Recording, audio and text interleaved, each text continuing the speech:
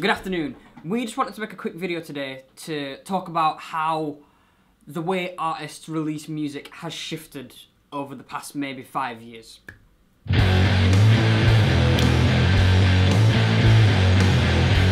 Streaming has become one of the most popular ways that people listen to music now.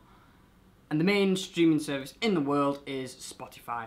And Spotify is more likely to promote music if it is one track on its own, especially in terms of playlists. An example of this would be if an artist releases a single and it does really well, gets loads of streams, it's more likely to be put into playlists, which then makes it have more streams, gets promoted, gets more streams. If you release an album and it does equally as well, it is less likely to get playlisted.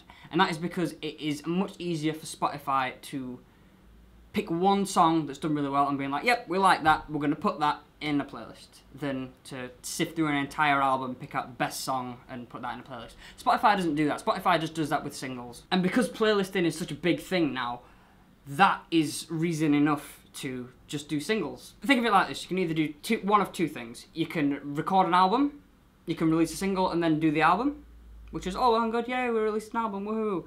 Or you can record an album's length of songs and release them over the course of maybe 2 years as singles.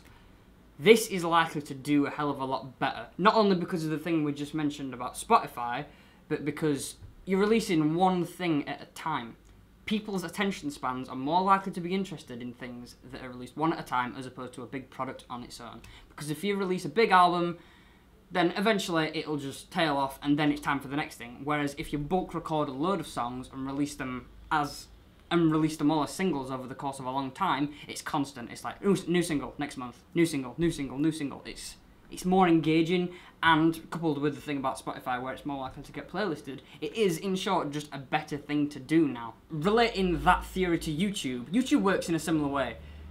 Think about if you release an album on YouTube, you just put each song up with artwork, or you bundle it all together into one video. It's not going to do very well. No one's going to really care because it's not engaging.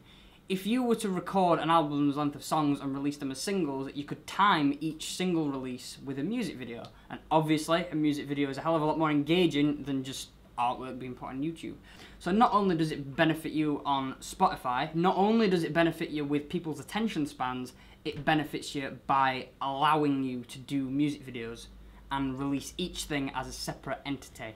And that is a much cooler way to go, I think. It's definitely the way the market's going now, isn't it? Definitely, yeah.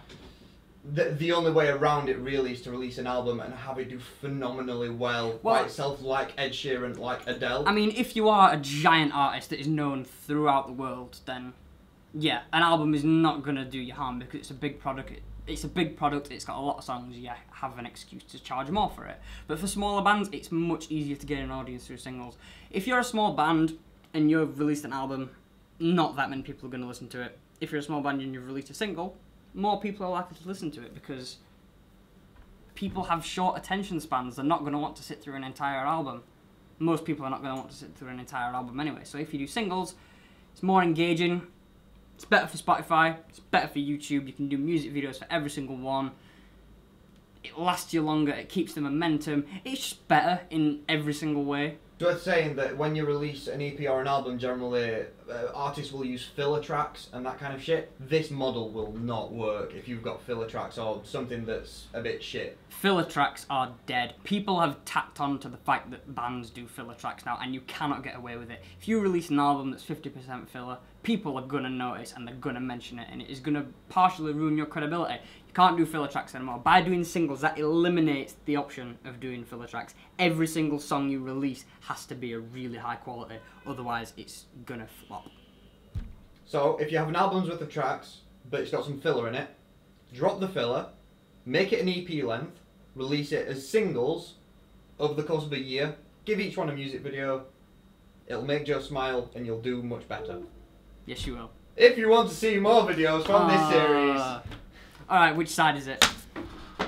This series. That's not. If you want to see more videos from the industry series that Lenny usually does, it's over here. If you want to see our best videos, then click over here. Or don't. Do what you want. You are your own person. You are your own person. Stand up for yourself.